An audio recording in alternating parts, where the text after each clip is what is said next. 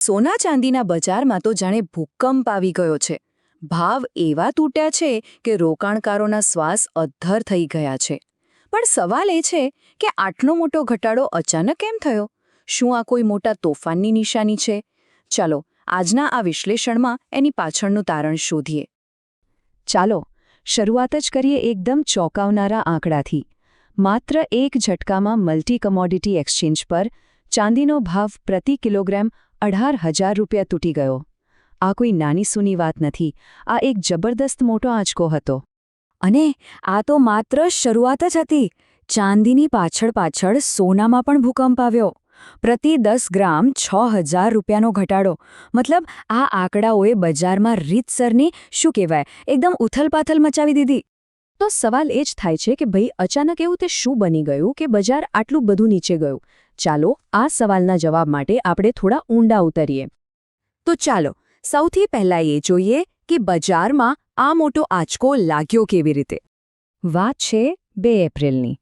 એ દિવસે MCX પર એટલે કે આપણા કોમોડિટી એક્સચેન્જ પર સોના અને ચાંદીના ભાવ એટલા તૂટ્યા કે જાન્યુઆરી 2026માં બનાવેલા રેકોર્ડ હાઈથી તો ક્યાંય નીચે પહોંચી ગયા. જરા આ આંકડાઓ પર નજર તો કરો.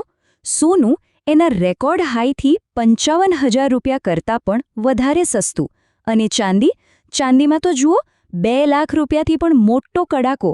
આ ઘટાડો કેટલો જબરદસ્ત હતો એ સમજવા માટે આ આંકડા જ કાફી છે. તો હવે સવાલ એ છે કે આ અચાનક ઘટાડાનું કારણ શું હતું? બધું બદલાઈ ગયું આ એક વાક્યથી. જરા ધ્યાનથી સાંભળજો. ભારતીય સમય પ્રમાણે સવારે લગભગ 6:30 વાગે અમેરિકી રાષ્ટ્રપ્રમુખનું એક નિવેદન આવ્યું અને બસ બળતામાં ઘી હોમાયું. એકદમ સાદી ભાષામાં કહીએ તો આ નિવેદનથી યુદ્ધના ભણકારા વાગવા લાગ્યા. વૈશ્વિક તણાવ વધવાની આશંકાએ રોકાણકારોમાં ગભરાટ ફેલાવી દીધો. અને જ્યારે ગભરાટ ફેલાય ત્યારે શું થાય? બસ વેચવાલીનો દોર શરૂ થઈ ગયો. અને આ જે આગ હતી ને એ માત્ર ભારતમાં જ નહોતી લાગી, એની જાળ આખી દુનિયામાં ફેલાઈ. ચાલો જોઈએ કે વૈશ્વિક બજારની પ્રતિક્રિયા શું હતી. અસર તો તરત જ દેખાવા લાગી.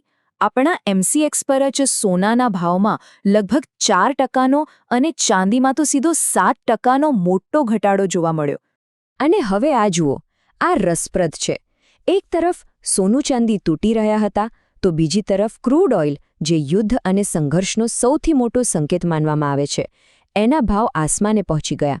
$107 પાર. આણે યુદ્ધની આશંકાને આમ કહીએ તો વધુ પાક્કી કરી દીધી. અને મેં કહ્યું એમ, આ ગભરાટ ખાલી ભારત પૂરતો નહોતો. આખી દુનિયામાં ઇન્ટરનેશનલ માર્કેટમાં પણ સોના ચાંદીના ભાવ તૂટ્યા. એટલું જ નહીં, જે મોટા મોટા ફંડ્સ હોય ને, જેને આપણે ETFs કહીએ છીએ, જે સોના ચાંદીમાં જ રોકાણ કરે છે, એમાં પણ જબરદસ્ત વેચવાલી જોવા મળી. પણ શું આ આખી કહાણી આટલી જ છે? જે દેખાય છે શું એ જ સત્ય છે?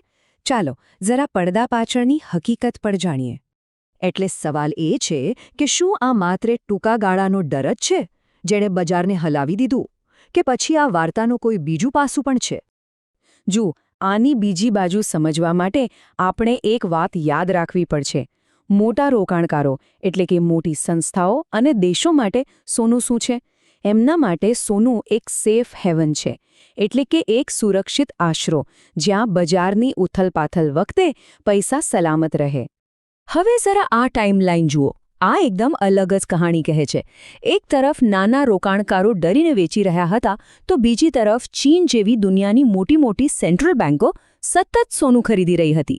નવેમ્બર 2024થી આ સિલસિલો ચાલુ હતો, અને જાન્યુઆરી 2026માં તો ચીને સતત 15મા મહિને સોનું ખરીદ્યું.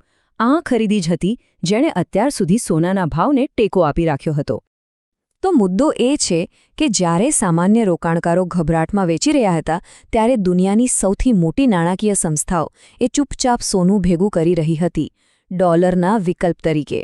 તો આ બધા પછી આખરે આને શું સમજવું? આ ઘટાડો છે કે પછી ખરીદીની કોઈ તક? તો જુઓ, અહીં 2 અલગ વાર્તાઓ સામસામે આવીને ઊભી છે.